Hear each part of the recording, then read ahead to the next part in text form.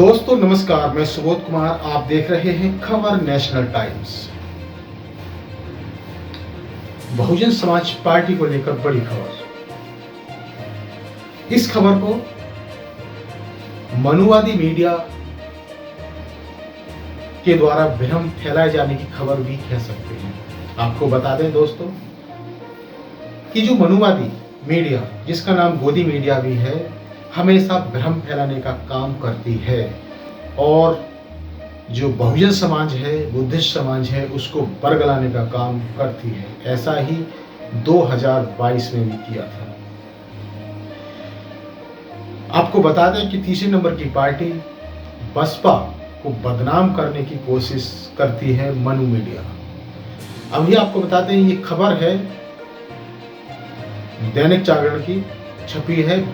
बिगड़ी बसपा की social engineering, दलित मुस्लिम card भी कमजोर। ये खबर है दैनिक जागरण की। आपको बता दें कि बसपा की सोशल इंजीनियरिंग बिगड़ी नहीं है। जो बसपा का कोर वोटर है वो हमेशा बसपा के साथ रहता है, कहीं भी नहीं जाता है। 1 या 2% उधर चला जाता है, लेकिन अधिकतर बहुजन समाज पार्टी के अंदर ही रहता है।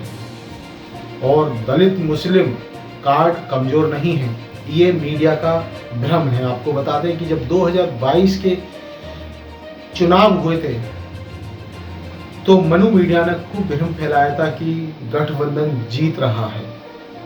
लोगों की मानसिकता चेंज कर दी और लोगों के अंदर भ्रम फैलाया, लेकिन क्या हुआ? गठबंधन नहीं जीता। जीत किसकी हुई? भाजपा की। दोस्तों, अब लोकसभा चुनाव आ रहे हैं। अब ये मनु मीडिया फिर से ऐसा ही करेगा। आपको बता दें, अब ये बाद में आगे ये खबर क्या कह रही है। लोकसभा चुनाव करीब है और दल बदल का खेल तेजी पकड़ने लगा है। फिलहाल सबसे ज्यादा नुकसान बसपा को होता दिख रहा है, जिसके पदाधिकारियों और कार्यकर्ता ही नहीं बल्कि वर्तमान सांसद भी नए ठिकाने की तलाश में हैं। अब आपको बता दें, वो कह रहे हैं कि बसपा को सबसे ज्यादा नुकसान है। दोस्तों, नुकसान तो उससे होना चाहिए जिसके सबसे ज्यादा सांसद होते हैं, लेकिन आपको बता दें कि उससे ज्यादा नुकसान तो सपा से। राजभर ने इस्तीफा दे दिया, तो राजभरों का जो वोट था वो भाजपा में चले गए। इससे क्या सपा को नुकसान नहीं है? वहीं आपको बता दें, समाजवादी पार्टी से स्वामी प्रसाद मौर्य ने इस्तीफा दे दिया, जो कि एक बड़े नेता थे। क्या सपा को उससे नुकसान नहीं है? लेकिन मनु मीडिया ने यह खबर तो नहीं छापी कि सपा को नुकसान हुआ है, क्योंकि इन सभी दलों की एक चाल होती है कि किसी तरह से बसपा को कमजोर करना। बसपा कमजोर नहीं है, कुछ तो मनु मीडिया के द्वारा और दूसरा ईवीएम के द्वारा। अब वही ये खबर आगे कह रही है, मायावती के सामने ये 2 चुनौती हैं। कौन कौन सी? बड़ी संख्या में ब्राह्मण नेताओं के पार्टी छोड़ देने से संतुलन पहले ही बिगड़ने लगा था कि दलित मतदाताओं ने भी भाजपा का रुख कर लिया। अब मीडिया को ये दिखाना चाहिए कि कौन से क्षेत्र से किन दलित मतदाताओं ने भाजपा का रुख कर लिया है। आपको बता दें कि ये बिल्कुल झूठ है।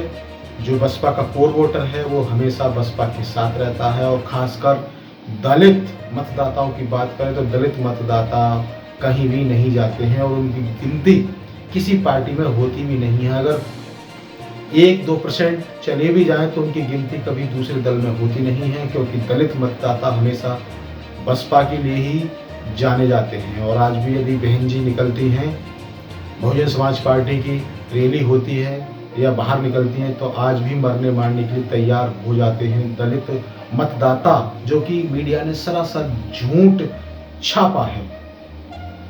मायावती की मुट्ठी में देख वह दलित मुस्लिम कार्ड के भरोसे लोकसभा चुनाव की बाजी सजाना चाहती हैं। बिल्कुल ये सच है, लेकिन आईएनडीए के रूप में एक साथ आई सपा कांग्रेस से मुस्लिम आस जोड़ते दिख रहे हैं। और मायावती के सामने चुनौती है कि वह कैसे बचें, दलित को थामें और मुस्लिमों को रिझाएं। दोस्तों, यही 2022 में भी हुआ था। इस समय ये मनु मीडिया सपा और कांग्रेस की बात कर रहा है और दलित वोटरों को वर्ग लाने का काम कर रहा है, लेकिन आपको बता दें कि 2022 के विधानसभा चुनाव में आरएलडी सपा और कांग्रेस का गठबंधन बना हुआ था, तो उस समय भी मनु मीडिया ने गठबंधन और भाजपा को दिखाया था।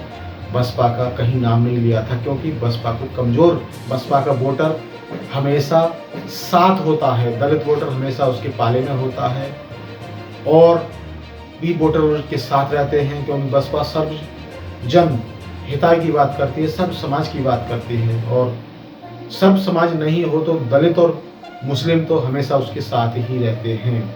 लेकिन ये वर्ग लाकर जैसे चुनाव नजदीक आते हैं तो लोगों को वर्ग लाना शुरू कर देते हैं। लेकिन 2022 में जीत किसकी हुई? भाजपा की। फिर से ऐसा ही करने की कोशिश कर रहे हैं और आपको बता दें कि इससे पहले भी सपा और कांग्रेस का गठबंधन हुआ था लोकसभा चुनाव में, सॉरी लोकसभा से, पिछले लोकसभा से उससे पिछले विधानसभा चुनाव में। लेकिन क्या हुआ? मुंह की खानी पड़ी। वहीं इसी के साथ बता दें कि खबर आगे कहती है कि श्याम सिंह यादव के कांग्रेस में जाने के संकेत पिछले लोकसभा चुनाव में बसपा के 10 सांसद जीते थे, लेकिन इन 5 वर्ष में हालात इतने बदल गए कि इनमें से अधिकांश ने बसपा से पल्ला झाड़ने का मन बना लिया है। गाजीपुर सांसद अफजल अंसारी को सपा ने टिकट दे दिया है। अमरोहा सांसद दानिश अली निष्कासन के बाद कांग्रेस से चुनाव लड़ने के लिए कमर कस चुके हैं, लेकिन आपको पूरी जानकारी के साथ बता दें कि अभी भी कांग्रेस में दानिश अली का नाम लिया नहीं जा रहा है। और साथ ही आपको बता दें कि इस मीडिया ने इसी तरह मलूक नागर के बारे में भी कहा था, आगे खबर आएगी वो भी बताएंगे आपको। तो मलूक नागर ने खुद अपना वीडियो जारी करके ये साफ कह दिया कि वो बहन जी और बसपा के साथ हैं, लेकिन तो मीडिया की वो भी खबर झूठी निकली, भ्रम निकला। अब ये श्याम सिंह यादव के बारे में भ्रम फैला रहे हैं, संकेत बताए जा रहे हैं, लेकिन ये भी खबर शायद झूठ हो सकती है, एक भ्रम हो सकता है। यदि संकेत हो भी तो बहन जी पहले ही कह चुकी हैं कि जो समाज के बीच जाएगा, पब्लिक के बीच जाएगा, उसी को दोबारा टिकट दिया जाएगा। ये बसपा सुप्रीमो साफ कर चुकी हैं, फिर मीडिया क्यों भ्रम फैला रहा है? आपको बता दें कि मीडिया सच्चाई कभी नहीं दिखाता, हमेशा भ्रमित करता है पब्लिक को। और साथ ही बता दें कि आगे कहा गया इस खबर में कि कई नेता कर रहे हैं दल बदलने की तैयारी। बिजनौर सांसद मलूक नागर और लालगंज सांसद संगीता आजाद को लेकर भी तमाम अटकलें हैं। इनमें कोई भाजपा तो कोई रालोद के संपर्क में बताया जा रहा है। माना जा रहा है कि पार्टी की कमजोरी को देखते हुए सांसदों ने मन बनाना तो पहले से शुरू कर दिया था, लेकिन वह शायद ही इस प्रतीक्षा में थे कि बसपा भी सपा और कांग्रेस के साथ होगी। आपको बता दें कि बसपा सुप्रीमो ने खुद सांसदों से किनारा करना शुरू कर दिया था जब उन्हें डाउट हुआ, उन्हें लगा कि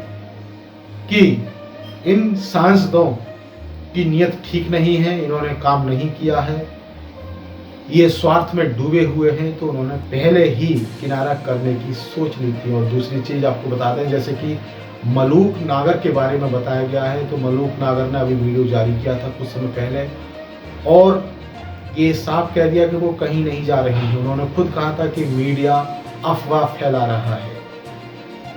संगीता आजाद के बारे में बात की जाए तो ये मान भी सकते हैं, लेकिन जिस तरह से मीडिया दिखा रहा है, बहुजन समाज पार्टी उतनी इस तरह से कमजोर नहीं है।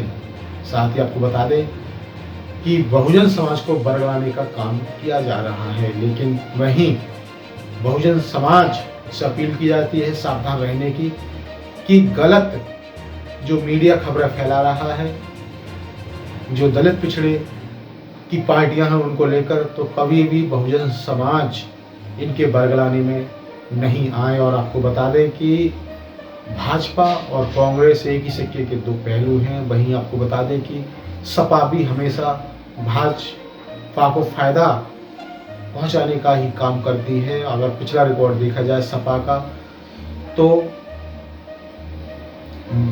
मुलायम सिंह यादव जो नेता थे, उन्होंने कह दिया था कि दूसरी बार भी मोदी जी प्रधानमंत्री होने चाहिए। तो अंदरूनी तरफ से, अंदर की तरफ से भाजपा को ये पार्टियां सपोर्ट करती हैं, एक बसपा को ही छोड़कर। तो दोस्तों, ये मीडिया बरगलाने का काम करेगा और हमेशा सावधान रहें, खासकर बहुजन समाज के लोग, बुद्धिस्ट समाज के लोग सावधान रहें।